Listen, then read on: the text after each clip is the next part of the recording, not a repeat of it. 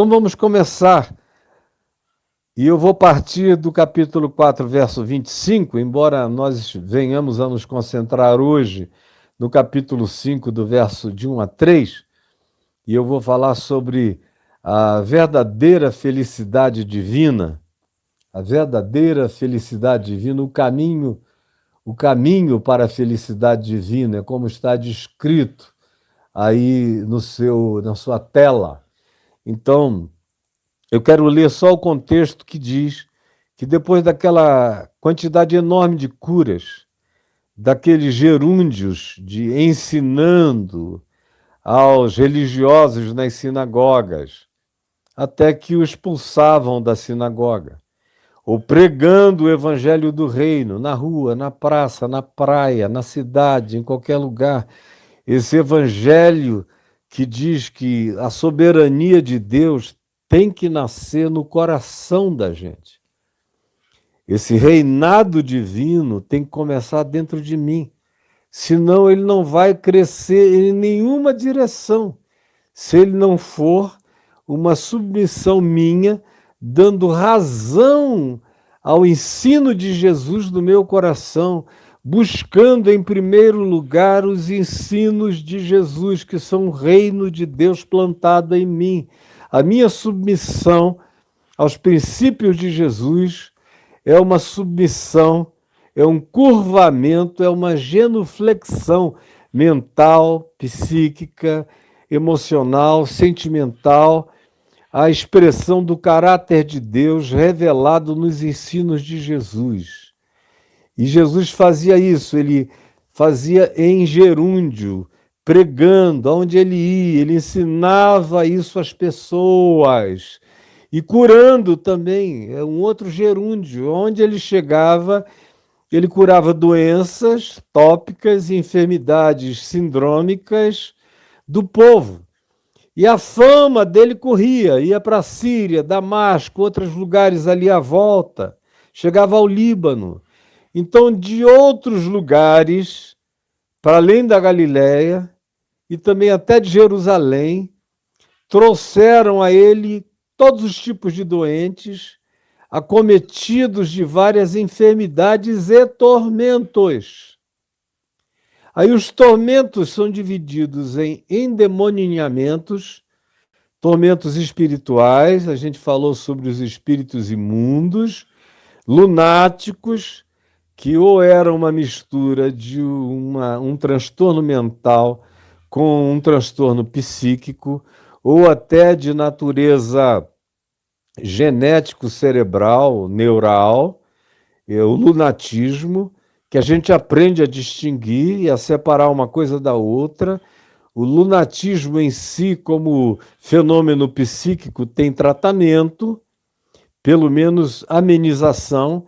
Aqui Jesus curava mesmo, como eu tenho visto o evangelho curar lunáticos, que me dão testemunho de como eles não conseguiam nem raciocinar, de como a mente deles vivia em outro plano. E, de repente, pela palavra, meramente pela palavra, por essa palavra, que chegou a eles, um véu lhes foi tirado da mente, uma blindagem foi quebrada, arrancada, um capacete anticognitivo foi retirado e a pessoa, de repente, viu, ouviu, entendeu, enxergou, aterrissou, pisou no chão da realidade. Eu ouço esse testemunho há anos e anos e anos e continuo ouvindo.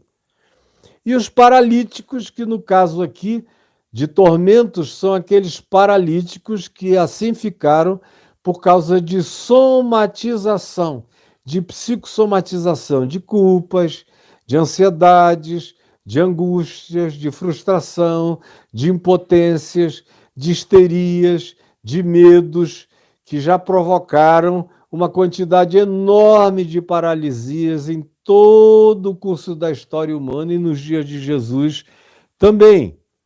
E aí o verso 25, preste atenção, diz o seguinte: e da Galiléia, que era onde Jesus estava, Galil, e de Decápolis, que eram aquelas 10 grandes cidades greco-romanas que tinham sido construídas primeiro pelos gregos, desde o tempo de Alexandre o Grande, depois, quando o reino dele foi dividido em 4 e a Palestina, até o norte da África, ficou sob o domínio dos Seleucidas e dos Ptolomeus, do general Ptolomeu, pai de Cleópatra, no Egito, e o general Seleuco, que era um dos 4 de Alexandre, com a base na Síria e também na Antioquia, e por isso a dinastia dos Seleucidas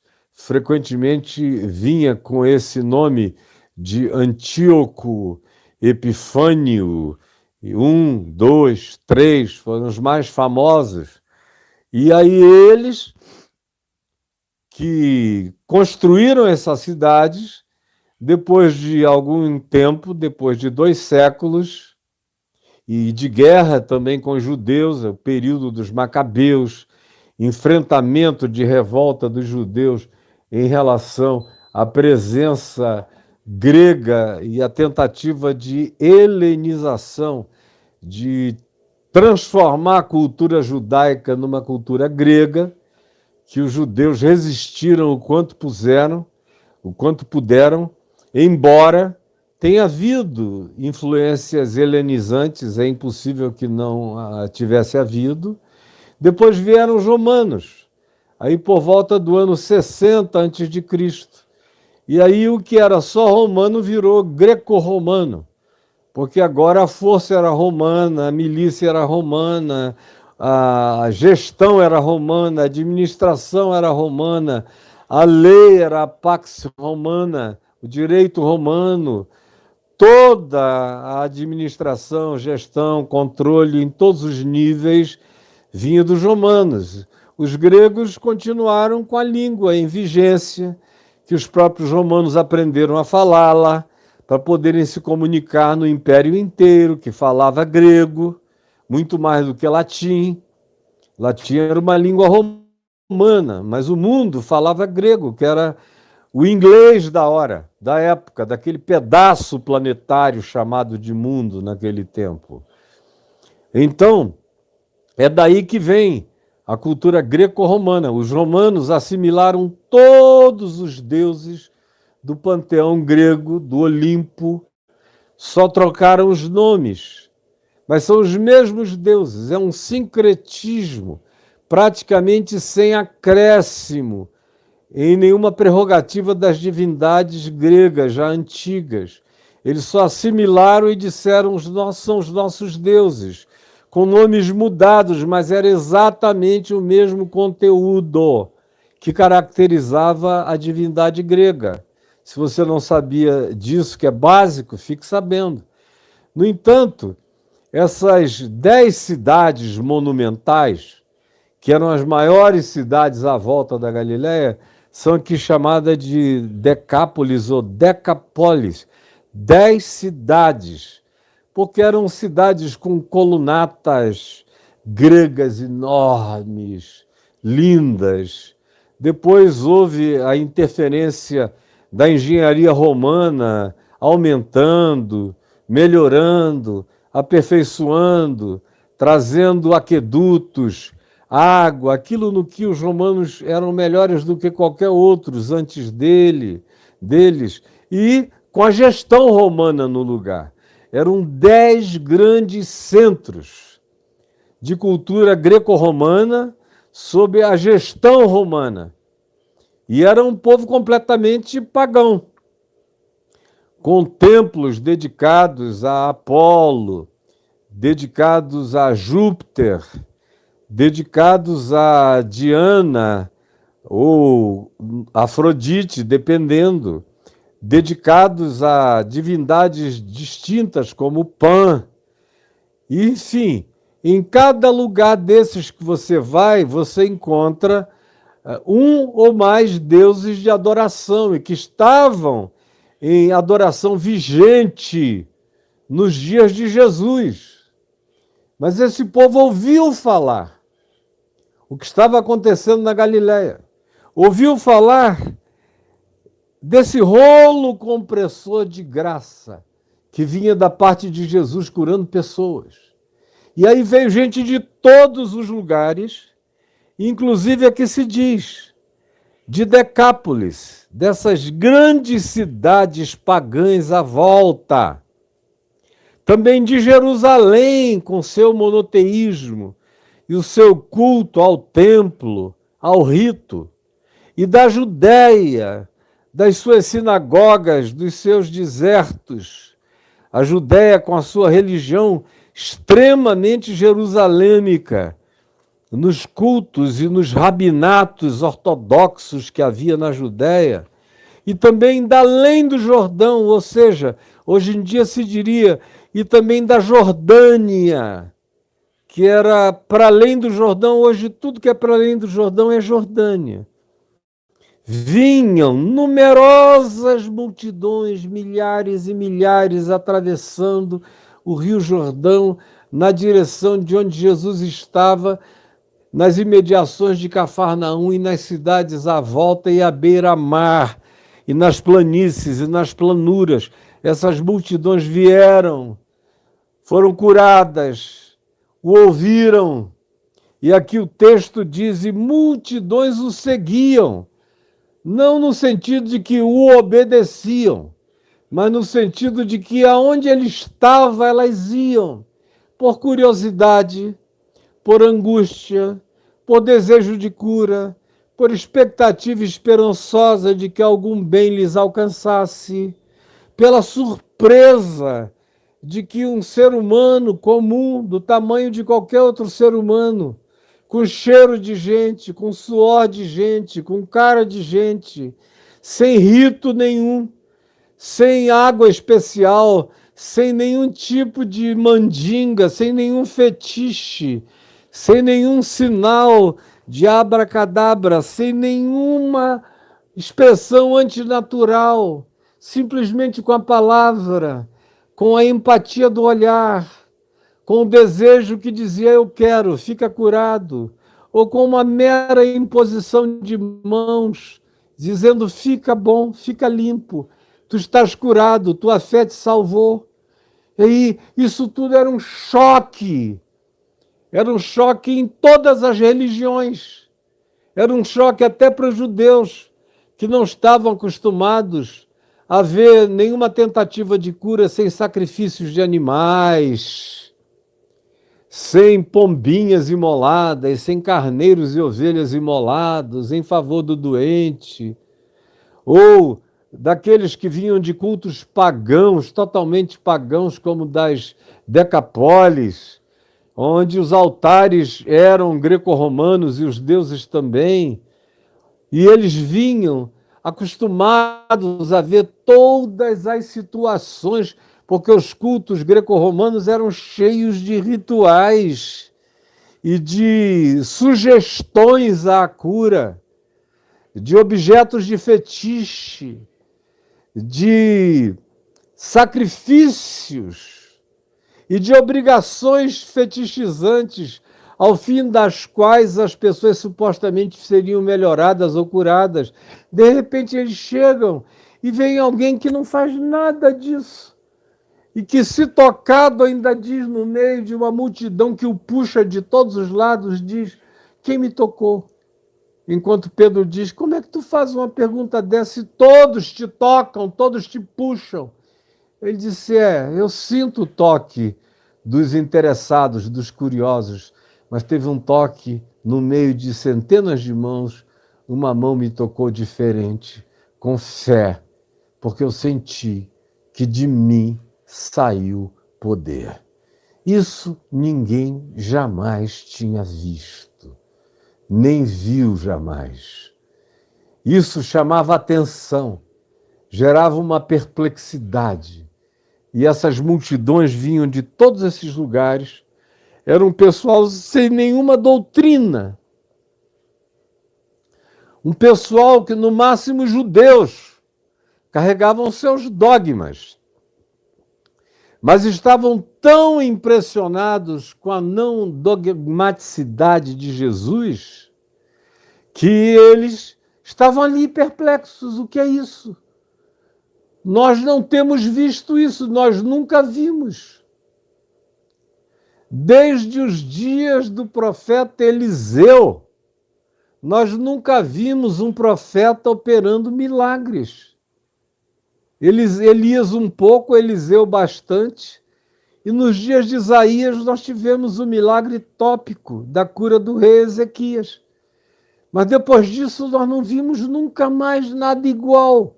Faz séculos.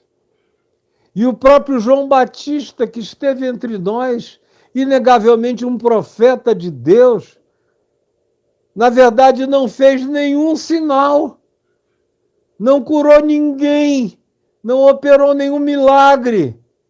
Embora tudo quanto ele tenha dito acerca desse Jesus que está aí fosse verdade, mas nós nunca tínhamos visto nada igual.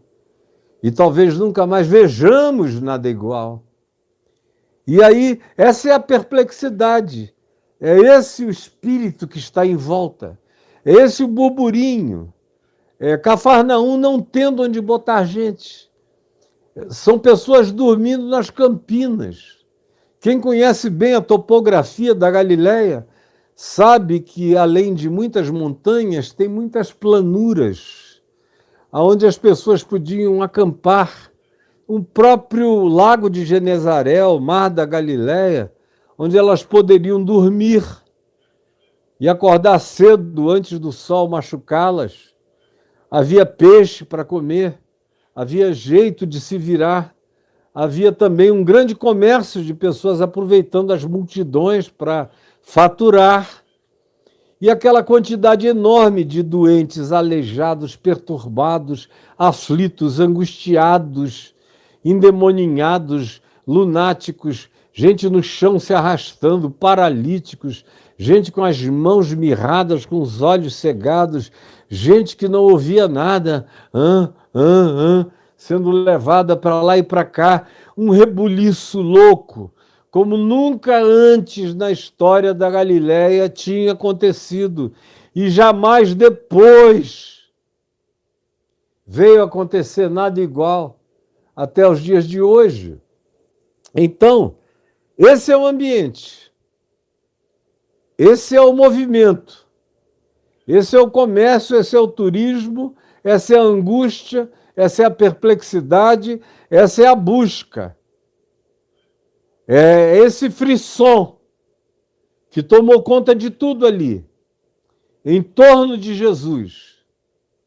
E agora desses primeiros discípulos, a quem ele vai chamar depois de apóstolos. Por enquanto são os primeiros chamados, os primeiros discípulos. Ele está reunindo ainda essas pessoas com ele.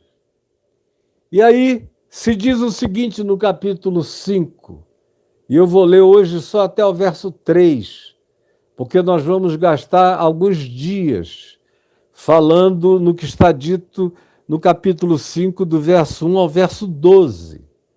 Hoje eu quero ler do verso 1 ao verso 3, que diz: vendo Jesus as multidões.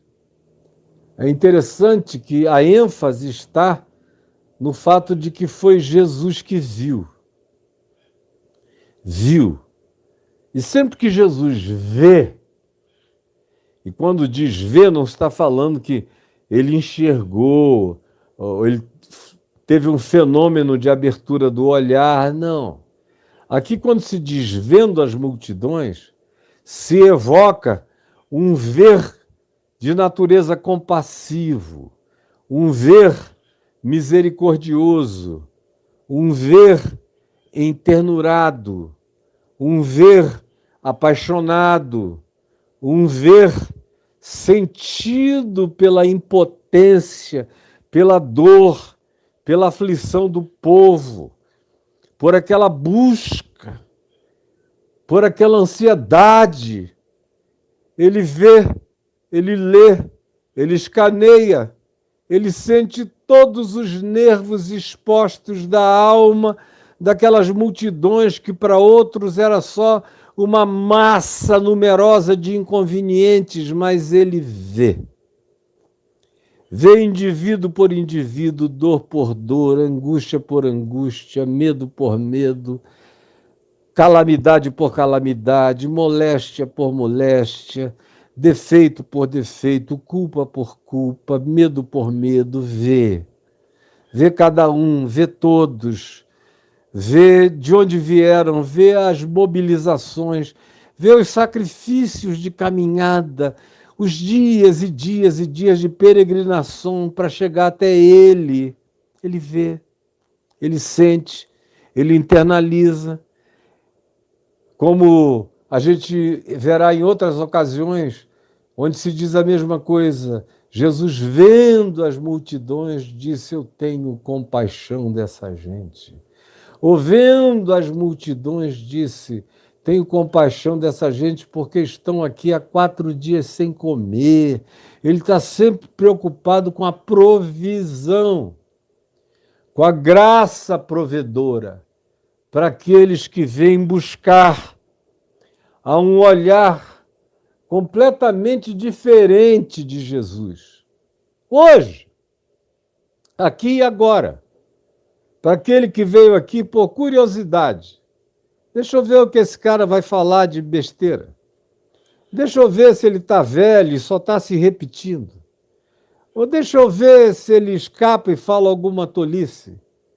Outros vêm aqui e dizem: não, eu nunca ouvi o Caio, deixa eu ouvir pela primeira vez. Aí vem ouvir. Outros vieram porque foram proibidos. Não assista o Caio, senão você nunca mais terá a sua fé igual. Aí o cara, já sofrido, veio aqui para ver como quem examina no laboratório um objeto de estudo.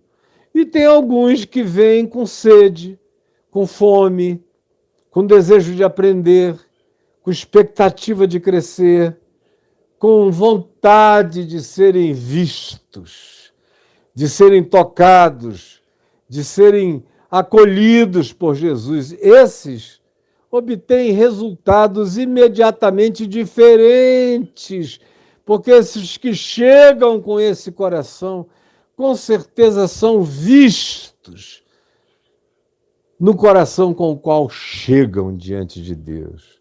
Vendo Jesus as multidões, subiu a um monte, e aí já é uma decisão estratégica de falar de cima para baixo, como quem vai a um anfiteatro inclinado, onde do alto você fala para os que estão abaixo. E ele sobe naquelas muitas planuras que tem ali em volta de Cafarnaum, tem especialmente umas 3 ou 4 planuras que se elevam suavemente. Numa daquelas, eu não vou dizer que foi no monte hoje chamado de Beatitudes, que é só um lugar celebrativo, pode ter sido ali também, mas tem outros lugares ao lado, igualmente favorecedores da reunião de multidões de milhares, aonde a voz podia ecoar para baixo, na direção do eco do mar da Galileia.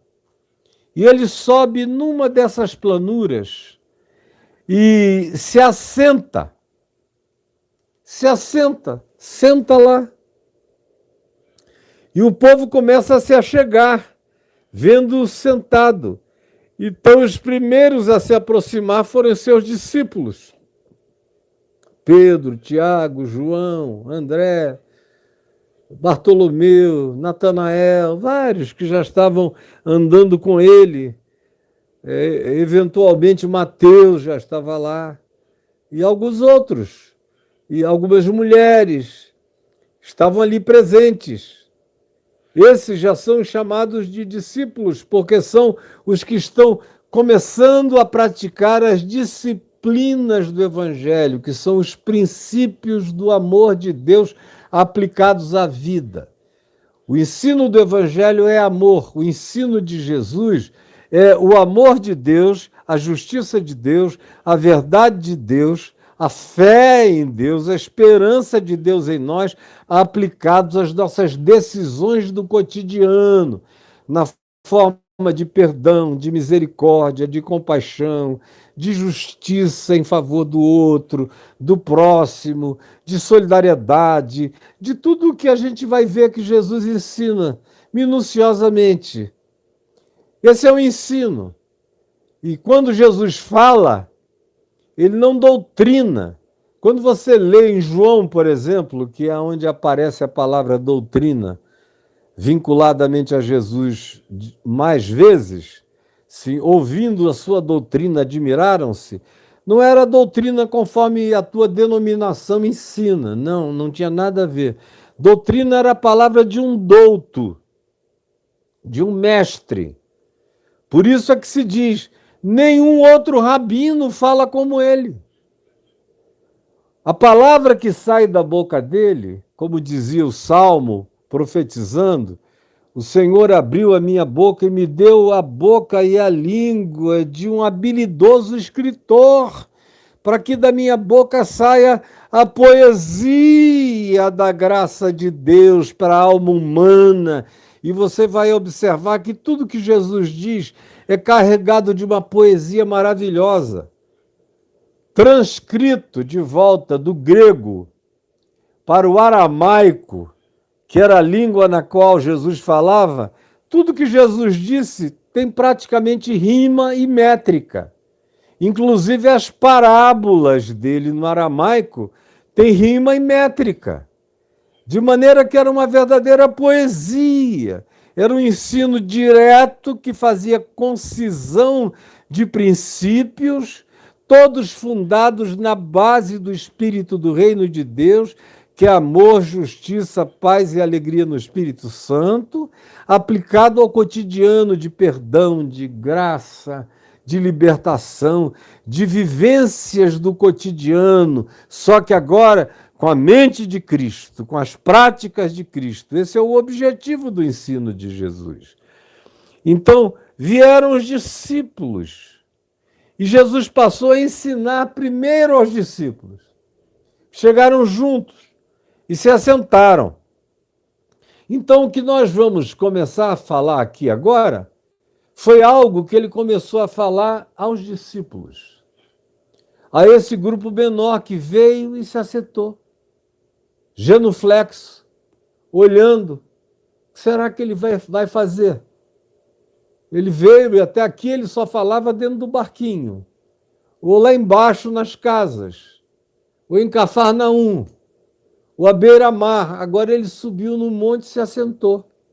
O que será que vai acontecer? Eles sentaram em volta, ficaram observando e as multidões foram subindo, subindo, subindo. E Jesus começou a dizer: bem-aventurado os humildes de espírito, porque deles é o reino dos céus. Primeiro os discípulos ouviram. Aí a multidão sobe e começa a dizer: como? O quê? A gente quer ouvir, a gente quer saber. E, eventualmente, Jesus põe-se em pé. Eu não sei, só suponho. Mas, eventualmente, para aumentar o volume da sua voz, o alcance da sua voz, para atingir a mais gente, eram centenas que viraram milhares, ele vai falando cada vez mais audivelmente, para que o máximo possível no silêncio daquela planura, naquele lugar quieto que era a Galileia, quando todos podiam fazer silêncio num lugar como aquela planura, a escutabilidade, a audição, a possibilidade de percepção do que ele falava poderia crescer com a postura dele no falar. E é claro que se ele começou a falar assentado, para poder ter falado para a multidão inteira, ele acabou se pondo em pé e falando mais alto. E, eventualmente, o que ele disse baixo, olhando as multidões, e ele falou pensando nas multidões, que tinham largado suas casas do outro lado do Mar da Galileia, que tinham vindo da Jordânia, atravessado desertos. Outros tinham vindo de Jerusalém, são quilômetros e quilômetros, ou dos desertos da Judéia, ou da Samaria, ou da Síria, quilômetros e quilômetros, das regiões norte da Galiléia e do Líbano, das Decapólis, algumas delas lá no centro da Jordânia. É um chão sem tamanho. A maioria de nós hoje não teria fôlego para fazer essa viagem a pé. E ele olha e vê todos os traços de humildade, de gente que vem querendo, que vem sedenta, que vem buscante, que vem para absorver, que vem aberta. Por isso ele começa essa fala com os humildes de espírito. E quem tem me ouvido nos últimos 50 anos, ou não precisa tanto, mas quem tem me ouvido nos últimos 25 anos, pelo menos, ou lido o meu site, ou assistido aqui os meus programas na internet de uns 18 anos para cá, mas quem me ouve há 50 anos sabe o que essa palavra humildade significa. E como eu não me canso de repetir o significado dela, porque para mim ela é de uma significação linda, imprescindível. Quem é humilde de espírito? Para a maioria das pessoas, humilde de espírito é aquele cara corcunda, que tem uma postura que vai cada vez se curvando mais, não levanta muitos olhos, para não parecer presunçoso, fala baixo, é pouco ousado, é tímido, vai ficando até rouco. Todo mundo fala antes dele, porque ele tem um compromisso de ser reconhecido como um cara fraco, porque o humilde de espírito frequentemente é associado à fraqueza, à timidez, à inibição. Esse foi o estereótipo que foi construído. Eu me lembro que quando eu fui ordenado pastor, há tantas décadas atrás, às vezes chegavam para mim e diziam: eu gostaria que o senhor atendesse um homem muito humilde aqui da igreja, que ele não tem nem coragem de falar com o senhor, é aquele ali. Aí eu, um jovem pastor, o chamava: meu irmão, vamos conversar. Aí ele vinha assim, todo quietinho, sentava, a voz baixa que você quase não ouvia. Eu ia pedindo para a pessoa se expressar, fale alto. Por que você não se empina? Bote o ombro para trás. Essa postura faz mal, você vai ficar velho cedo, velha. Isso enfeia a sua postura. Vai fazendo isso. Aí a pessoa parecia que estava até em pecado por sentar-se ereto, por falar mais alto. Olhe nos meus olhos. Desculpa, pastor, é que eu sou uma pessoa humilde mesmo. Digo: não. Humildade não tem nada a ver com isso. Me conta o que te aconteceu. E frequentemente eu encontrava uma pessoa raivosa, amargurada, cheia de complexos que produziam dentro dela um espírito reativo, e a reação era esse autoincubamento, era o silêncio familiar, era não dirigir a palavra a ninguém, era chamar a atenção por essa postura curvada, que, aliás, é uma postura religiosa de sempre. Jesus denuncia essa postura, essa brejeirice da pseudo-humildade. A gente vê, por exemplo, Isaías 58, inicia falando da pseudo-humildade desses que se vestiam de pano de saco, botavam cinza na cabeça e andavam curvados o dia inteiro. para parecerem humildes, humildes espiritualmente. Isso é só desfile de piedade falsa, Jesus disse em Mateus no capítulo 6. Quando a gente chegar lá, você vai ver. Para Jesus, humildade é outra coisa. O que é humildade do ponto de vista do Evangelho? Como eu já disse tantas milhares de vezes, a palavra humilde decorre da palavra humos, que é o que a gente encontra como fabrico das minhocas no chão da terra. É o trabalho das minhocas, é o resíduo das minhocas, é o cocô das minhocas, são os túneis das minhocas, é todo o trabalho delas, inclusive a morte delas lá dentro, debaixo da terra, que vai gerando fertilização do solo, que aumenta a umidade também.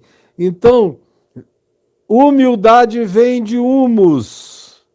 O humus, que favorece o plantio, que aduba a terra, também favorece a umidade, que é outra palavra que também vem de humus, embora no português seja escrito sem o H, mas vem da mesma raiz de humus. Aonde existe humus, normalmente a terra fica úmida, ela absorve mais toda a umidade e fica mais pronta para o plantio.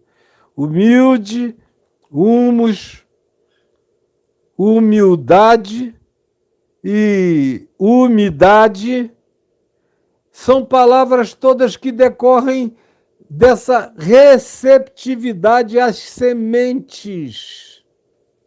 De modo que o indivíduo humilde é um indivíduo ensinável. É como uma terra fértil, é como uma terra preparada, é como uma terra onde a semente caindo vai encontrar expansão para a raiz, para aprendizagem, para absorção, para o crescimento, para o enraizamento profundo. E, obviamente, aonde há raiz e fertilidade, para frutuosidade abundante, para a saúde doente da árvore ou doente humano, o ser humano, que carrega esse espírito, esse coração, essa mente aberta para aprender o que vem de Deus. O que é a semente do amor, da justiça, da verdade, da fidelidade, da graça, da bondade. Esses que chegam com essa vontade de crescer, de melhorar, de aprender, são os humildes de espírito. E aí Jesus diz, deles é o reino dos céus. Porque o reino dos céus sempre foi antes de Jesus, sempre foi nos dias de Jesus e sempre foi depois da vinda histórica de Jesus, dos humildes de espírito.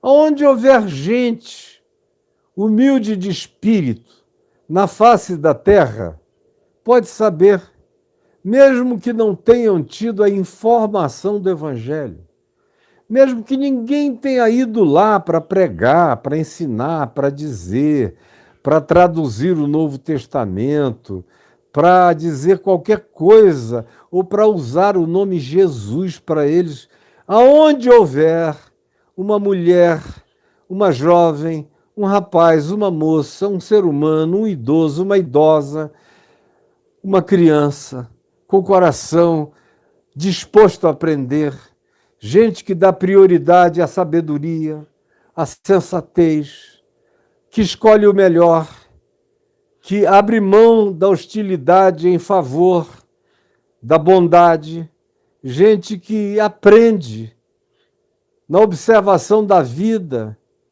que os rigores hostis só produzem guerra, que abriga pela imposição dos seus próprios caprichos, só geram desavença e ódio e tornam a vida impossível. Gente que aprende pela observação simples que existem coisas superiores que não são necessariamente concretas, que não são aquelas que a gente pega e leva para casa. Não são aquelas que cabem no bolso, pelas quais se pode brigar, não são chaves materiais para abrir portas concretas, não. Descobrem que os grandes tesouros são invisíveis, só podem ser guardados no cofre do coração, do entendimento, da compreensão, da percepção, do caráter, das práticas da vida. São essas pessoas que são mais humildes de espírito. Agora, ninguém foi mais humilde de espírito do que aquele que estava dizendo bem-aventurados os humildes de espírito. Tem gente que pensa que Jesus disse e deu mandamentos para os outros, que ele não cumpria. Mas eu sei, e só assim eu aprendi, o que é ser humilde de espírito vendo a humildade de espírito de Jesus. É com Jesus, é tendo Jesus como chave hermenêutica, chave interpretativa, é que eu entendo o que ele disse. Ele disse, bem-aventurados os humildes de espírito. Aí eu não penso em Davi, não penso em Moisés, não penso em Abraão, não penso em Paulo, não penso em Pedro, não penso em Maria, não penso em Madalena, não penso em ninguém, em nenhum dos seus discípulos, eu penso em Jesus. Ele foi verdadeiramente o único humilde de espírito, que sendo Deus, presta atenção aqui, que sendo Deus, não julgou como usurpação o ser igual a Deus, como Paulo diz em Filipenses no capítulo 2. Antes a si mesmo se esvaziou, se abriu todo, e assumindo a forma de servo, reconhecido como uma pessoa, uma figura humana, foi obediente ao Pai, ao ensino do Pai. Ele disse, eu nada posso fazer de mim mesmo, tudo aquilo que eu vejo meu Pai fazer, eu faço, tudo aquilo que eu ouço meu Pai dizer, eu digo. Essa é a submissão dele ao Pai, é cumprir os atos do Pai. Meu Pai trabalha até agora, por isso eu trabalho também. Acerca de si mesmo, ele, com toda a humildade, diz, vinde a mim, todos vós que estáis cansados e sobrecarregados, e eu vos aliviarei. Tomai sobre vós o meu jugo e aprendei de mim, porque eu sou manso e humilde de coração. Eu sou manso e humilde de coração. Só uma pessoa completamente sem vaidades, limpa de vaidades, de maneira absoluta, pode dizer isso sem que haja arrogância nessa fala. Eu jamais diria a ninguém, venham e aprendam de mim, porque eu sou manso e humilde de coração. Venham e aprendam comigo, porque eu estou todo dia buscando ser manso, aprendendo a mansidão, buscando a humildade de coração, de modo que pelo menos vocês vão estar seguindo alguém que está nessa jornada, como Paulo disse. Aprendam comigo, porque eu estou aprendendo sinceramente com Cristo. E eu sou a referência humana que vocês têm para aprenderem isso e saibam. Eu estou investindo tudo que eu tenho para tentar assimilar Jesus, para ser um Cristo um Cristozinho de Deus vivendo no meio de vocês. É isso que Paulo disse quando ele afirma algumas vezes: e o que ouvistes de mim, aprendestes de mim, vistes em mim, isso praticai, e o Deus da paz será convosco, como ele diz no final da carta aos Filipenses e também em outros lugares. Sede meus imitadores, como eu sou imitador de Cristo Jesus. Então, humilde de espírito é Jesus. É com ele que eu fico sabendo o que é ter um coração que é só humus para o Pai. Não tem resistência a Deus, nem à palavra de Deus, nem ao mandamento do amor de Deus. Não tem discussão com Deus e nem diálogo com o diabo, como vocês viram aqui comigo nas tentações. Nenhum diálogo com o diabo e nenhuma resistência à vontade do Pai. É sobre ele que se cita um salmo no primeiro capítulo da Epístola aos Hebreus, que diz: eis-me aqui, ó Pai, para fazer toda a tua vontade. Corpo tu me deste, tu me encarnaste, tu me fizeste um corpo vivo no espaço-tempo, na história, para que eu cumpra toda a tua vontade. Encarnado como um ser humano, mostrando a possibilidade humana de que a tua vontade seja praticada por homens e mulheres. Então olhem para mim, é o chamado dele. Se vocês quiserem saber o que é ser humilde de espírito, venham a mim, porque eu sou manso e humilde de coração. Então ele não é curvadinho, a voz dele é audível, ele é forte, ele anda ereto, ele olha nos olhos de cada um. A gente vê inúmeras citações de Jesus fitando, olhando nos olhos de cada um deles, passou pelo meio deles. Não se diz, e Jesus encolheu-se e se escondeu atrás de um arbusto e saiu de fininho. Não existe isso. Ele sai no meio de todos na hora que quer.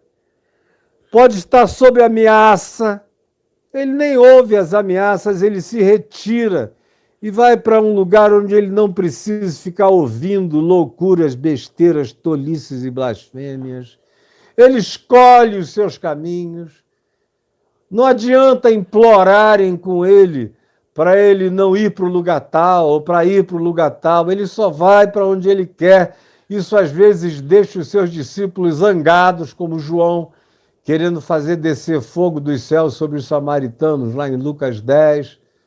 Chateado, como Pedro às vezes se chateava, porque ele ia na direção dele, porque ele dizia: não é chegada ainda a minha hora.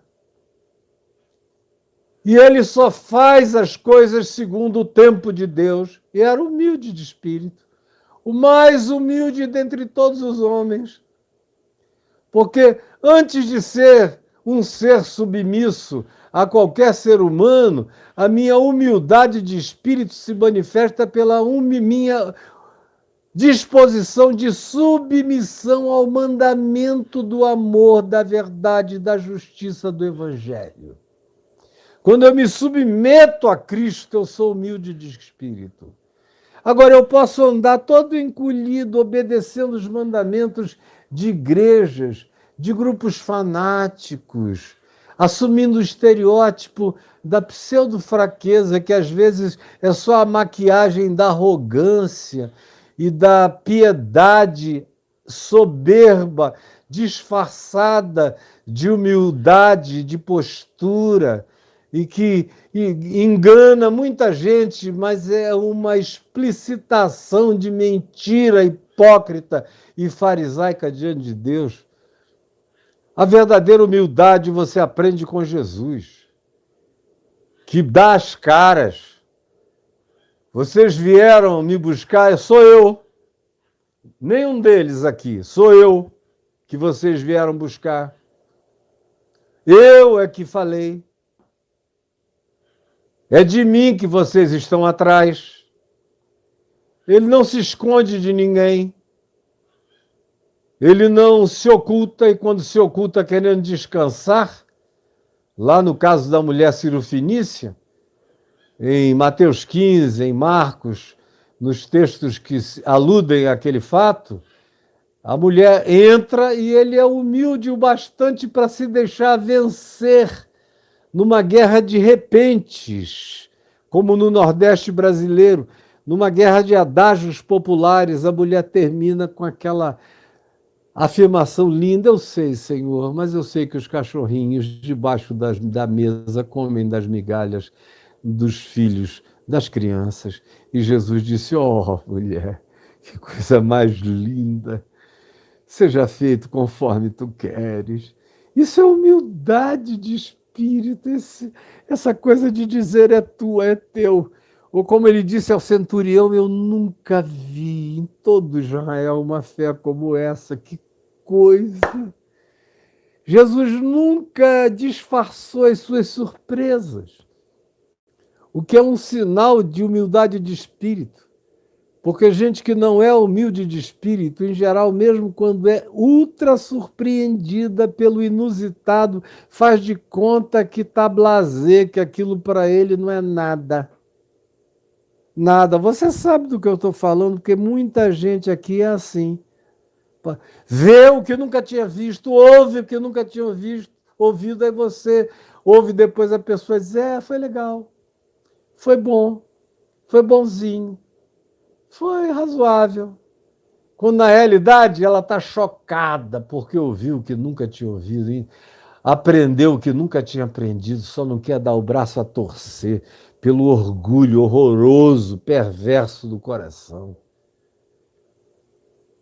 O humilde de espírito não contém a sua perplexidade de aprendizagem, não esconde o susto da revelação, não encobre a alegria da surpresa que lhe invadiu a alma como graça completamente nova. O humilde de espírito não se oculta. Ele não anda com prevenções, mas também não anda com ocultações. É como eu aprendi com meu pai, que dizia: meu filho, eu não tenho nada a esconder e também não tenho nada a revelar. Não me sinto na obrigação de revelar nada e também sei que não tenho nada a esconder, mas não é porque eu não tenha nada a esconder que eu tenho que sair dizendo tudo aquilo que venho a me inquirir. Eu tenho a liberdade de silenciar na minha paz, que é como você vê Jesus praticar diante de autoridades e do sinédrio. Não se esconde, não tem nada a esconder, mas ele diz: não tenho nada a declarar. Ou ele pode dizer: quem está dizendo é você. Eu mesmo estou calado, só falo quando quero. É o humilde de espírito que diz: a minha vida, está lá no Evangelho de João, ninguém a tira de mim. Pelo contrário, eu espontaneamente a dou. Esse é o humilde de espírito, que não é aquele cara que se oferece para ser joguete para lá e para cá. Não, a minha vida é minha.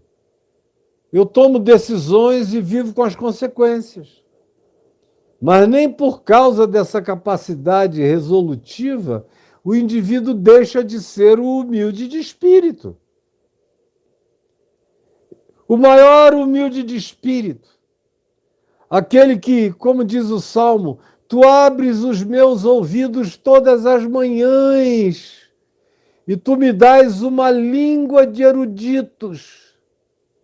É Jesus. O humilde não é alguém que não tem a erudição espiritual. O maior de todos os eruditos é Jesus. É ele que confunde os sábios, os entendidos, os acadêmicos, os escribas, os estudiosos, os mestres em Israel, que se perplexificam diante da humildade explícita e rasgada das revelações que ele trazia. E a humildade era tão grande que ele as declarava sem nenhuma arrogância, sem nenhuma soberba. Era natural para ele declarar aquela verdade. Quando ele queria. Havia ocasiões que ele dizia, como disse aos discípulos, muitas coisas eu ainda tenho a vos dizer, mas não posso declarar agora porque vós não estáis preparados para entender.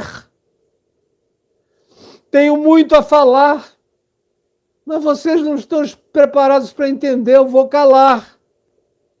Você vê que o próprio processo pedagógico de Jesus está claro nos evangelhos. Por exemplo, aqui no Evangelho de Mateus, Jesus vem ensinando sobre quem ele é, quem ele é, quem ele é, a morte dele em Jerusalém, como ele iria sofrer, ele vem falando. Aí quando chega num dado momento, em Mateus 16, quando ele pergunta quem diz as multidões que eu sou, e ouve as respostas dos discípulos, e ele diz, e vós, o que dizeis que eu sou? E Pedro diz, tu és o Cristo, Filho do Deus vivo. Observe lá em Mateus 16 o seguinte, daquele tempo em diante, firmado esse princípio, passou Jesus a ensinar sobre os seus sofrimentos que viriam na cruz, para os quais os discípulos não estavam preparados, como não estiveram nem no dia, nem na hora, nem durante o acontecimento. E Jesus falou, mas os textos do Evangelho dizem que os seus ouvidos estavam como que impedidos de compreender.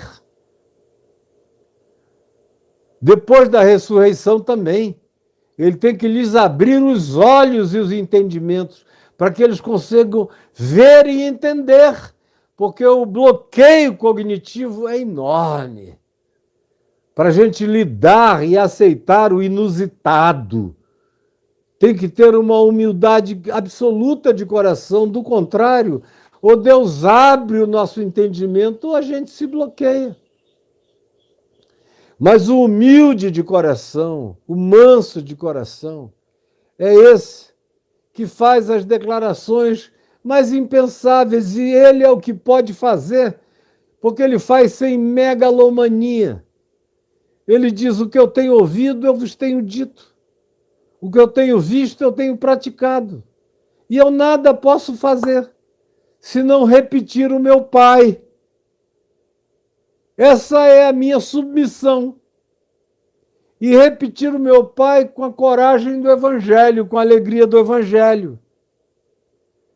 Portanto, o humilde de espírito, em resumo, é o ensinável. E o mais ensinável de todos os homens é o Filho do Homem, é Jesus de Nazaré. É aquele que diz, eu nada digo de mim mesmo. Eu nada vos digo de mim mesmo. Mas o Pai, que permanece em mim, faz as suas obras.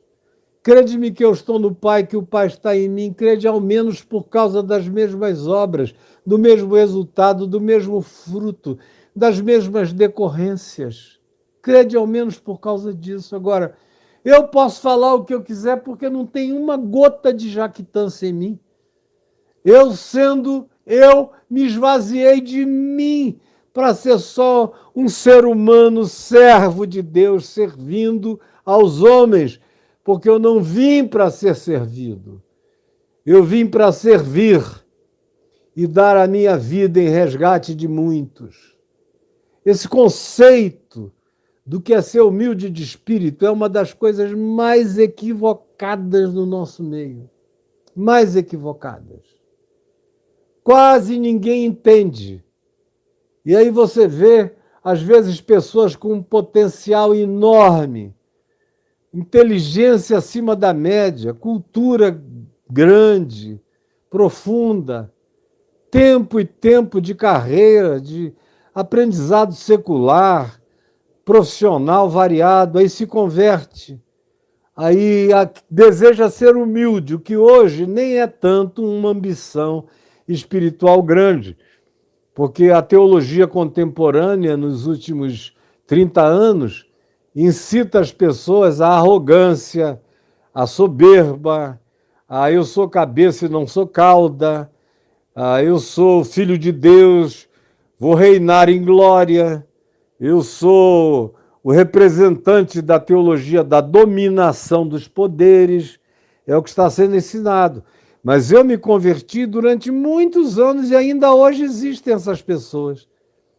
Para quem ser humilde de espírito é ser aquele indivíduo que atrofia suas capacidades, que não as usa, que tem vergonha de saber o que sabe, de ser quem é, de ter aprendido o que aprendeu e de continuar aprendendo, e de, em aprendendo, passar adiante, com a humildade de quem pode confessar onde aprendeu, com quem aprendeu, por que aprendeu e o bem que fez a ele, a ela.